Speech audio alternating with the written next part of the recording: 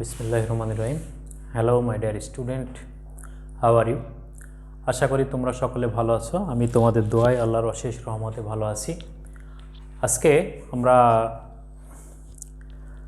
আলোচনা করতে যাচ্ছি পদার্থবিজ্ঞান দ্বিতীয় পত্রের সপ্তম অধ্যায় অর্থাৎ ভৌত আলোক বিজ্ঞানের তৃতীয় লেকচার। আজকে লেকচারে যেটা থাকবে আমাদের ব্যতিচার, ইন্টারফারেন্স অফ লাইট। তো দুইটা তরঙ্গ একসঙ্গে যদি কোনো বিন্দুকে অতিক্রম করে অর্থাৎ ভিন্ন দিক থেকে এসে যদি একটা বিন্দুকে অতিক্রম করে, তাহলে ওই বিন্দুকে অতিক্রম করার সময় ওই বিন্দুটার যে কম্পন হবে সেই কম্পনটা দুইটা তরঙ্গের মিলিত একটা রূপ, যেটাকে আমরা ভেক্টর রূপ বলতে পারি। অর্থাৎ সাপোজ y1 এবং y2 দুইটা তরঙ্গ যদি ভিন্ন দিক থেকে এসে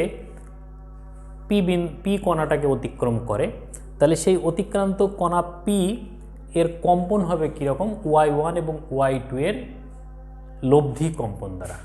এখন এই লব্ধি বলতে কি বুঝবো আমরা, ভেক্টর যোগ বলবো। এখন তরঙ্গের ক্ষেত্রে দিক বলতে যেটাকে বোঝানো হয় সেটা হলো দশা, যে কোনো তরঙ্গ যদি একই দশায় থাকে তাহলে এদের দিক একই, যদি বিপরীত দশায় থাকে তাহলে এদের দিক বিপরীত। তাহলে কোনো সময় ওই পি বিন্দুটাকে তরঙ্গ দুইটা যদি সমদশায় অতিক্রম করে তাহলে পি বিন্দুর কম্পন অনেক বেশি হবে, আর পি বিন্দুটাকে যদি বিপরীত দশায় অতিক্রম করে তাহলে পি বিন্দুর কোনো কম্পন হতেও পারে নাও পারে, অর্থাৎ মিনিমাম কম্পনটা শুরু হবে। তাহলে আমরা জানি কোনো তরঙ্গের তীব্রতা, যেটা তীব্রতা হচ্ছে তরঙ্গের বিস্তারের বর্গের সমানুপাতিক। তরঙ্গের বিস্তার হচ্ছে এই বিস্তারের বর্গের সমানুপাতিক হলো তীব্রতা। তাহলে তীব্রতাটাই কিন্তু আমরা অনুভব করি। তাহলে যখন কোনো বিন্দুকে দুইটা তরঙ্গ একসঙ্গে অতিক্রম করার সময় সমদশায় অতিক্রম করবে তাহলে তাদের বিস্তার সর্বোচ্চ হবে। বিস্তার যদি সর্বোচ্চ হয় তাহলে তাদের তীব্রতা সর্বোচ্চ হবে, আর তীব্রতা যদি সর্বোচ্চ হয় তাহলে আলোর ক্ষেত্রে ওই জায়গাটুকুকে আমরা কিভাবে দেখব, খুব উজ্জ্বল অংশ হিসাবে দেখব, অর্থাৎ ব্রাইট এরিয়া। পক্ষান্তরে যখন হচ্ছে বিপরীত দশায় অতিক্রম করবে পি বিন্দুকে, তখন কি হবে, ওই পি কণাটার অ্যাম্প্লিটিউড বা বিস্তার হবে সর্বনিম্ন। বিস্তার যদি সর্বনিম্ন হয় তাহলে তার ইন্টেন্সিটি বা তীব্রতা হবে সর্বনিম্ন। তাহলে সেই ক্ষেত্রে ওই লাইটটা কেমন হবে, যে তীব্রতা হবে সবচেয়ে কম, আর সবচেয়ে কম তীব্রতার আলো যেটা, সেগুলোকে আমরা ওই আলোকগুলোর তুলনায় কেমন মনে হবে, অন্ধকার অংশ মনে হবে। এইগুলোকে বলা হবে ডার্ক এরিয়া। তাহলে দুইটা তরঙ্গ পি বিন্দুকে অতিক্রম করার সময় যদি সমদশায় মিলিত হয় তাহলে হচ্ছে তারা উজ্জ্বল অংশের সৃষ্টি করবে, বিপরীত দশায় মিলিত হলে অন্ধকার অংশের সৃষ্টি করবে। তাহলে এইভাবে এই পর্যায়ক্রমিকভাবে উজ্জ্বল এবং অন্ধকার অংশ সৃষ্টি হওয়ার কৌশলকে বলা হয় ইন্টারফারেন্স অর্থাৎ ব্যতিচার। তাহলে ব্যতিচার বা ইন্টারফারেন্স ঘটার জন্য প্রথম যে জিনিসটা দরকার সেটা হলো 1 নম্বর, তরঙ্গের উপরিপাতন।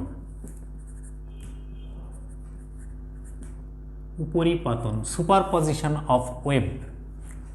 এই সুপারপজিশনটা কি, যে একটা আরেকটার উপরে আপতিত হওয়া। একটা তরঙ্গ চলার সময় যদি তার উপরে আরেকটা তরঙ্গ আরোপিত হয় তাহলে সেই ঘটনাটাকে বা সেই অবস্থাটাকে বলা হয় তরঙ্গের উপরিপতন, সুপারপজিশন অফ লাইট। আলোর বা তরঙ্গের উপরিপতন, সুপারপজিশন অফ ওয়েভ। তাহলে ইন্টারফারেন্স ব্যাখ্যা করতে গেলে সর্বপ্রথম যে জিনিসটা আমাদের জানা লাগছে সেটা হলো আমাদের উপরিপাতন। আরেকটা জিনিস আমাদের ব্যতিচারের সঙ্গে সংশ্লিষ্ট, সেটা হচ্ছে 2 নম্বর, সুসঙ্গত উৎস।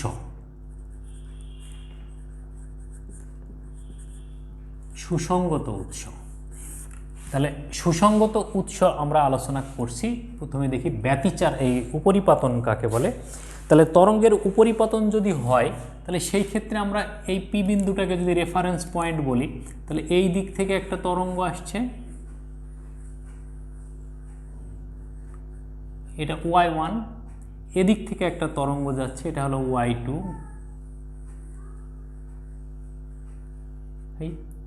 তাহলে এটা হলো আমাদের y2। তাহলে এই দুইটার মিলিত তরঙ্গ যেটা, এটা হলো y1, সাপোজ এটা y2, তাহলে পি বিন্দুকে অতিক্রম করার সময় এই জায়গাটাতে দেখা গেল যে ঠিক এই রকম একটা তরঙ্গের সৃষ্টি হচ্ছে, এইখানে যে আবার হচ্ছে কমে যাচ্ছে। তাহলে এখান থেকে এই অংশটা কি হলো? বিপরীত দশা।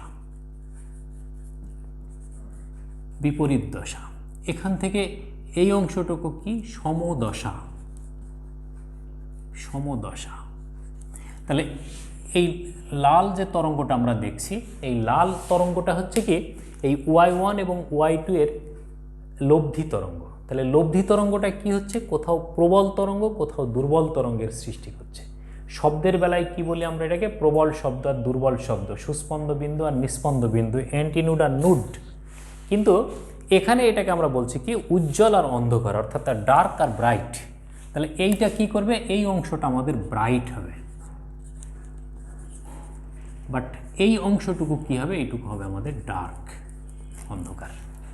তাহলে দেখতে কেমন মনে হবে? একটা dark bright, dark bright, dark bright এরকম থাকবে। সেইটা একসঙ্গে সেটাকে বলবো আমরা ইন্টারফারেন্স। তাহলে ইন্টারফারেন্সে যে এইটাকে যদি আমরা ওয়াই দ্বারা চিহ্নিত করি, তাহলে Y is equal to y1 plus y2 vector রূপে যদি লিখি আমরা এইভাবে লিখতে পারি, কিন্তু এটাকে আমরা এভাবে যদি বলি y is equal to y1 plus minus y2, তাহলে সমদশায় হলে পরে কি হবে?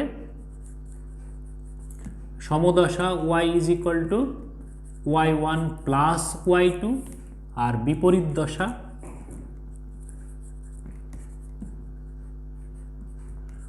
y is equal to y1 difference y2।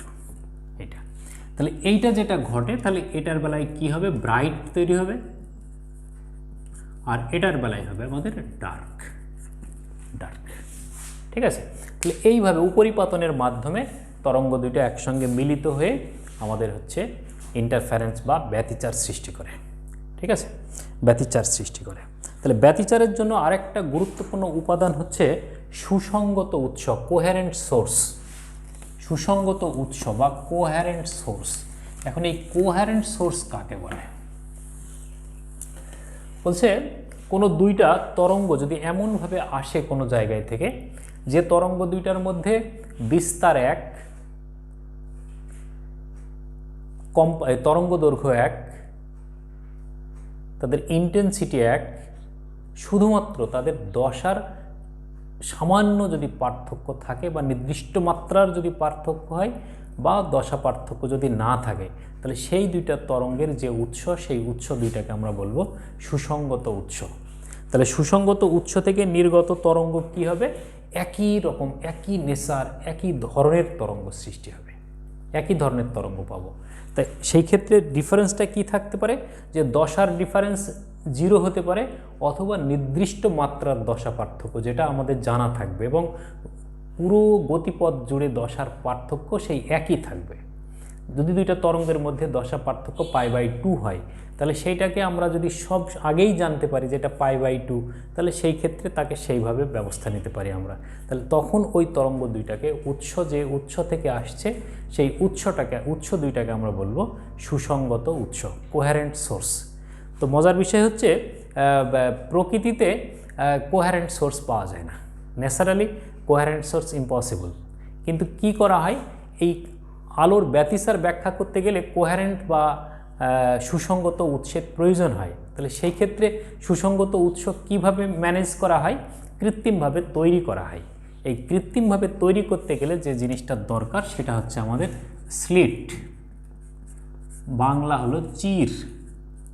তো স্লিট বা চির হচ্ছে বৃহৎ বা অনেক বড় দৈর্ঘ্যের কোনো অবস্ট্রাকল বা বাধার যদি মাঝে সামান্যতম আলো যাওয়ার জন্য একটা ছিদ্র করা হয়, তাহলে সেই পথটাকে বলবো আমরা চির বা স্লিট। যেমন এরকম একটা অবস্ট্রাকল যদি আমরা কল্পনা করি এটা, তাহলে এই অবস্ট্রাকলটার মাঝে এইটুকু যদি আমরা আলোর ট্রান্সপারেন্ট একটা পথ তৈরি করি, এবং এই ট্রান্সপারেন্ট এই পথটা এতটাই সরু হবে যে জাস্ট লাইক এ হেয়ার, একটা চুলের মতো, মাত্র কয়েকটা রশ্মি তার মধ্য দিয়ে পাস করবে। তাহলে এই রকম যদি তৈরি করি, তাহলে এইটাকে আমরা বলবো চির বা স্লিট। চির বা স্লিট। দৈর্ঘ্যের তুলনায় প্রস্থ কি হবে? দৈর্ঘ্যের তুলনায় এই ছিদ্রের প্রস্থ কী হবে, একেবারেই নগণ্য, একেবারেই নগণ্য। তাহলে এইটা যদি একটা অবস্ট্রাকল হয়, তাহলে এই সামান্য যে বাধাটা যদি আমরা দেখি এইটুকু, তাহলে এরকম একটা তল, এই তলটার মাঝখান দিয়ে এরকম সরু একটা ছিদ্র থাকবে, সেই ছিদ্র বিশিষ্ট এই তলটাকে বলবো আমরা চির বা স্লিট। তাহলে চির বা স্লিট যদি নিই আমরা, তাহলে কি হবে যে এইখানে একটা চির বা স্লিট যদি থাকে, তাহলে এই লাইট সোর্স থেকে এখান থেকে আলো এখানে এসে পৌঁছাবে, তাহলে এটা এস। তাহলে এইখান থেকে সমদূরবর্তী যদি আমরা দুইটা চির এমনভাবে রাখতে পারি যেখান থেকে এস থেকে এই S1 ও S2 সমদূরবর্তী হয়, তাহলে এখান থেকে রশ্মি যখন একটা রশ্মি যদি আসে, তাহলে একটা সোর্স, এটা এই সোর্স থেকে আলো এখান থেকে এই দূরত্বে, এখান থেকে এই দূরত্বে একই সময়ে যেয়ে পৌঁছাবে। তাহলে একই সময়ে থেকে যদি পৌঁছায়, তাহলে এইখান থেকে যদি আমরা উৎস দুইটাকে ব্যবহার করি, তাহলে এই S1 এবং এই S2 একই দশার আলো নির্গত করবে। তখন আমরা এই S1 ও S2কে সুসঙ্গত উৎস বলা হয়, সুসঙ্গত উৎস বলে, কোহারেন্ট সোর্স। S1 এবং S2 কোহারেন্ট সোর্স। এইভাবে কৃত্রিমভাবে কোহারেন্ট সোর্স তৈরি করা হয়, কৃত্রিমভাবে কোহারেন্ট সোর্স তৈরি করা হয়। চলো তাহলে এইবার আমরা যাই ব্যতিচার ব্যাখ্যায়, আলোর ব্যতিচার। তাহলে ব্যতিচারের জন্য কি করব, আমরা দুইটা সুসঙ্গত উৎস নেব। ব্যতিচারের জন্য আমরা দুইটা সুসঙ্গত উৎস নেব। সেই সুসঙ্গত উৎস থেকে, এবং ব্যতিচারের ব্যাখ্যা আসলে সর্বপ্রথম পাওয়া যায় 1800 সালের দিকেই। বিজ্ঞানী টমাস ইয়াং সর্বপ্রথম এই ইন্টারফারেন্স অফ লাইট এইটা এক্সপেরিমেন্ট সম্পন্ন করেন। সেই এক্সপেরিমেন্ট করতে যেয়ে দুইটা স্লিট তিনি ব্যবহার করেছিলেন। এই জন্য ইয়াংসের এই এক্সপেরিমেন্টটাকে বলা হয় ইয়াংস ডাবল স্লিট এক্সপেরিমেন্ট। আমরা এরপরে ওই ইয়াংস ডাবল স্লিট এক্সপেরিমেন্টেই যাব। তো ব্যতিচারের আমরা বেসিক কিছু ধারণা একটু নেওয়ার চেষ্টা করি আমরা। তো এর আগে যেটা বলছিলাম যে এইরকম দুইটা সোর্স যদি আমাদের থাকে, এটা S1, এটা হলো S2। S1 থেকে নির্গত আলো Y1 = A sin, এভাবেই যদি দেখি ω_t প্লাস kx, তাহলে এটাও কি হবে Y2 = A sin ω_t plus kx। তার মানে একই ধরনের তরঙ্গের উৎস এরা। এই জন্য S1 আর S2 কি সুসঙ্গত উৎস। S1 এবং S2 হলো সুসঙ্গত উৎস। এই সুসঙ্গত উৎসর ক্ষেত্রে k সেম, k = 2π/λ, এটা একই মান প্রদর্শন করে। ওমেগা সেম, ল্যামডা সেম, এ সেম, আর কি, তাহলে এইগুলো হচ্ছে একই যদি হয়, তাহলে এটা হলো কোহারেন্ট সোর্স। অতএব S1 ও S2 কোহারেন্ট সোর্স। তাহলে এই কোহারেন্ট সোর্স থেকে তরঙ্গ এই দিকে আপতিত হচ্ছে, এখান থেকে তরঙ্গ এই দিকে আপতিত হচ্ছে, হয়ে এরা একই সাথে সেই পি বিন্দুকে অতিক্রম করছে।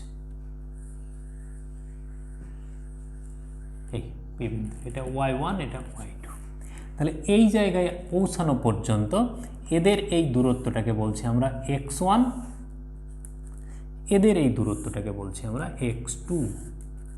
তাহলে তাই যদি হয়, তাহলে এখানে এসে Y1 কি হলো, Y1 = এটাকে যদি আমরা এই ফর্মে লিখি A sin 2π/λ ct - x1, c হলো আলোর বেগ, আর Y2 = A sin 2π/λ ct - x2। তাহলে এইখানে এর একটা ভিন্ন পথ পার্থক্যে মিলিত হলো। এই ভিন্ন পথ পার্থক্যে মিলিত হওয়ার কারণে এরা দেখা যাবে যে সেই লসাগু অঙ্কের মতো একটা নির্দিষ্ট সময় পর পর তারা হচ্ছে মিলিত হবে। ঠিক আছে, তাহলে একটা নির্দিষ্ট সময় দেখা গেল যে তারা সমদশায় থাকছে, যে এই অংশটুকু বিপরীত দশা, এখান থেকে এইটুকু আবার সমদশা, এরপরে আবার এইটুকু হয়তো বিপরীত দশা হবে। তাহলে যদি আমরা একই মাপে ওই তরঙ্গ দুইটাকে অঙ্কন করতে পারি, তাহলে দেখা যাবে যে একটা নির্দিষ্ট সময় হচ্ছে কি সমদশায় থাকবে, পরবর্তী অংশটুকু হচ্ছে বিপরীত দশায় থাকবে। তাহলে যে অংশটুকু সমদশায় থাকবে সেখানে হচ্ছে ব্রাইট ফ্রিঞ্জ তৈরি হবে, আর যে অংশটুকু বিপরীত দশায় থাকবে সেখানে হলো ডার্ক ফ্রিঞ্জ তৈরি হবে, আর যেটা ব্রাইট তৈরি হবে সেইটাকে আমরা বলি হচ্ছে গঠনমূলক ব্যতিচার, আর যেখানে হচ্ছে ডার্ক তৈরি হবে সেটাকে আমরা বলবো হচ্ছে ধ্বংসাত্মক ব্যতিচার। তাহলে এখান থেকে আমরা পাচ্ছি ব্যতিচার দুই প্রকারের, একটা হলো গঠনমূলক ব্যতিচার constructive interference,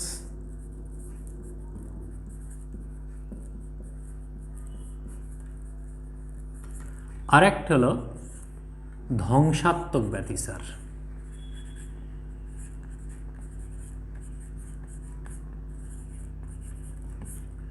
destructive interference, destructive interference, destructive interference. তাহলে গঠনমূলক ইন্টারফারেন্স এখানে সৃষ্টি হবে সেটাকে বলবো আমরা ব্রাইট, আর যেটাতে ধ্বংসাত্মক ব্যতিচার সৃষ্টি হবে সেটা হবে আমাদের ডার্ক। ঠিক আছে, ডার্ক অর্থাৎ বিপরীত দশায় মিলিত হলে সেখানে হচ্ছে অনুজ্জ্বল অংশের সৃষ্টি হবে, আর যেটা সমদশায় মিলিত হবে সেখানে হচ্ছে আমাদের উজ্জ্বল অংশের সৃষ্টি হবে, উজ্জ্বল অংশের সৃষ্টি হবে। এই এখন এই দুইটা বিন্দুর মধ্যে আমরা এইটাকে বলবো কি দশা, এইটা হলো দশা, এর এখান থেকে এই অংশটুকু এইটা হলো দশা, দশা। ঠিক আছে, এই দশা কিভাবে থাকে সেই দশার গঠনটুকু, দশার পরিমাপটুকু থেকেই আমরা বলতে পারবো যে এরা হচ্ছে সমদশায় মিলিত হলো আর বিপরীত দশায় মিলিত হলো। যদি এদের মধ্যে দশা পার্থক্য যদি 0 হয় তাহলে সমদশা, যদি 2π হয় তাহলে সমদশা, যদি 4π হয় তাহলে সমদশা, বাট যখনই হচ্ছে π/2, 3π/2, 5π/2 এরকম দশা পার্থক্য যদি হয় তাহলে সেই সমস্ত জায়গাগুলি হবে কি বিপরীত দশা।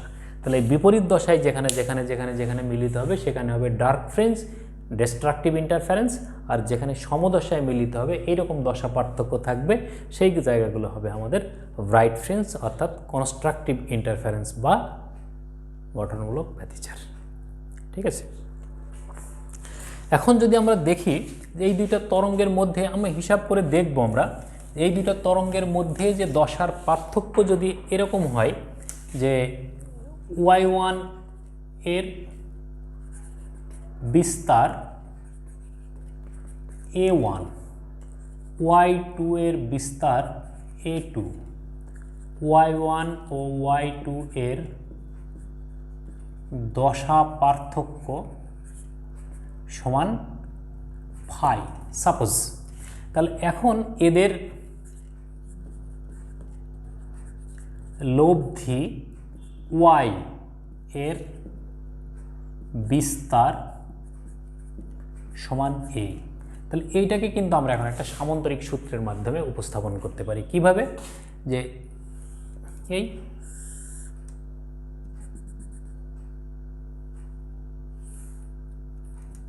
এটা ও এ বি সি, তাহলে এইটা যদি আমাদের a1 হয়, এইটা যদি আমাদের a2 হয়, তাহলে এইটা হলো আমাদের ফাই। ঠিক আছে, তাহলে এদের লব্ধি কত হবে? লব্ধি এইটা, লব্ধি এইটা হবে। তাহলে লব্ধি যদি এটা হয় তাহলে এই a = কি পাবো আমরা? a √√a1² + a2² + 2a1 a2 cos phi, cos phi।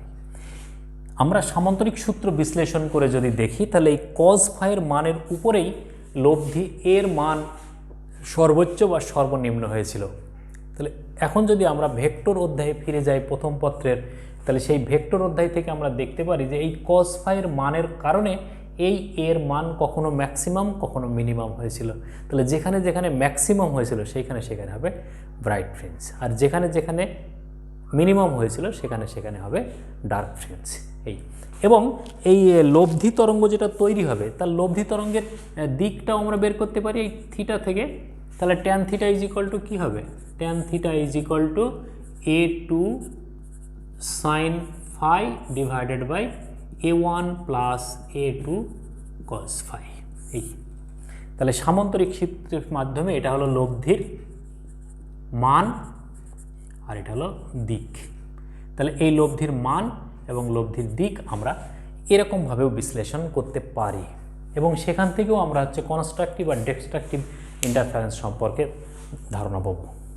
ঠিক আছে, তো এটা হচ্ছে কনস্ট্রাকটিভ মানে ইন্টারফারেন্সের আমাদের প্রিলিমিনারি একটা ধারণা।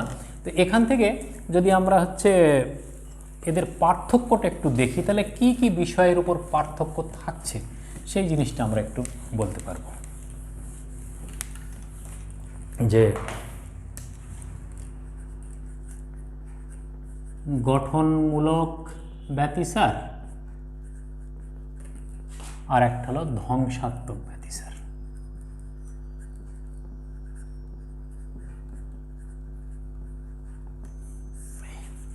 তাহলে গঠনমূলক ব্যতিসারের ক্ষেত্রে আমরা যদি তীব্রতা বলি তাহলে এই তীব্রতা I proportional to a square. তাহলে যেখানে বিস্তারের মান বৃদ্ধি পাবে সেখানে I এর মানও বৃদ্ধি পাবে। তাহলে লব্ধি I ইজ ইকুয়াল টু আমরা এভাবেও বলতে পারি I1 square plus I2 square plus 2I1 I2 cos phi. তার মানে বিস্তারের সঙ্গে তরঙ্গটা যেভাবে সম্পর্কযুক্ত থাকবে তার এই ইন্টেন্সিটি বা তীব্রতার সঙ্গেও ঠিক একইভাবে সম্পর্কযুক্ত থাকবে। তাহলে এখন আমরা বলতে পারি এক নম্বরে যে I এবং A সর্বোচ্চ হবে লব্ধি তরঙ্গের ক্ষেত্রে। তার লব্ধি বিস্তার এবং লব্ধি ইন্টেন্সিটি, লব্ধি বিস্তার এবং লব্ধি তীব্রতা সর্বোচ্চ হবে, যেখানে A is equal to root over a1 square plus a2 square plus 2a1 a2 cos phi। I is equal to যথারীতি এই একই নিয়মে I1 square plus I2 square plus 2I1 I2 cos phi এটা। আর ধ্বংসাত্মক ব্যতিসারের ক্ষেত্রে কি হবে? I ও A সর্বনিম্ন হবে, সর্বনিম্ন হবে। ঠিক আছে, তাহলে এই সমীকরণ অনুযায়ী এর মান সর্বনিম্ন হবে। 2 নম্বরে এসে আমরা কি বলছি? 2 নম্বরে এই cos phi এর মান, cos phi এর মান সর্বোচ্চ হবে। তাহলে যে অর্থে যে শর্তে যে অংশে cos phi এর মান সর্বোচ্চ পাবো সেটাই হবে তাহলে আমাদের কি গঠনমূলক ব্যতিসার। আর এখানে কি হবে? cos phi এর মান সর্বনিম্ন হবে, সর্বনিম্ন হবে। তো এখানে দেখি আমরা 2 নম্বর। 3 নম্বরটা কি হবে তাহলে? দশা পার্থক্য, যেটা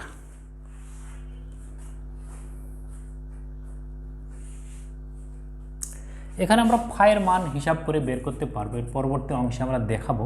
আর এখানে দশা পার্থক্য del x is equal to বলছে del x is equal to lambda by 2 pi, lambda by 2 pi into phi. এটার সমীকরণও যা এখানেও 3 নম্বর সমীকরণটা সেটাই দাঁড়াচ্ছে del x is equal to lambda by 2 pi into phi. এই ফাই ইজ ইকুয়াল টু ভিন্ন ভিন্ন মান প্রদর্শন করবে, যে ফাইয়ের সর্বোচ্চ মান যেগুলোতে থাকবে কসের বেলায় সেই মানটাই এখানে এসে বসবো, আর এটার বেলায় এসে এখানে বসবো আমাদের সেইটা। তাহলে ফাইয়ের মান ভিন্ন ভিন্ন হবে। ঠিক আছে, ফাইয়ের মান কত হবে এর পরের লেকচার আমরা সেইগুলো নিয়ে তুলে ধরব, তখন এই পার্থক্যটা আরও কমপ্লিট হবে, আরও অর্থবহ হবে। তো এটা হচ্ছে আমাদের গঠনমূলক এবং ধ্বংসাত্মক ব্যতিসারের মোটামুটি আমরা যেটা পেলাম পড়ে সেই অংশ থেকে এর পার্থক্যটাকে তুলে ধরার চেষ্টা করা হলো। তো এটা হলো আমাদের ব্যতিসার সম্পর্কে প্রিলিমিনারি বা বেসিক কনসেপশন বলা যায়, এর পরের লেকচারে আমরা ইয়াংস এক্সপেরিমেন্টগুলোকে নিয়ে একে একে ধারাবাহিকভাবে আলোচনা করার চেষ্টা করব। তো এখান থেকে যে ধারণাটা পাবো আমরা ব্যতিচার অধ্যয়ন করে, ব্যতিচারটাকে বিশ্লেষণ করে যে ধারণাটা পাবো আমরা, সেইগুলো নিয়েই কিন্তু ইয়াংস এক্সপেরিমেন্টটা করা হবে। তাই লেকচার 3 ব্যতিচার বোঝার জন্য খুব গুরুত্বপূর্ণ একটা লেকচার।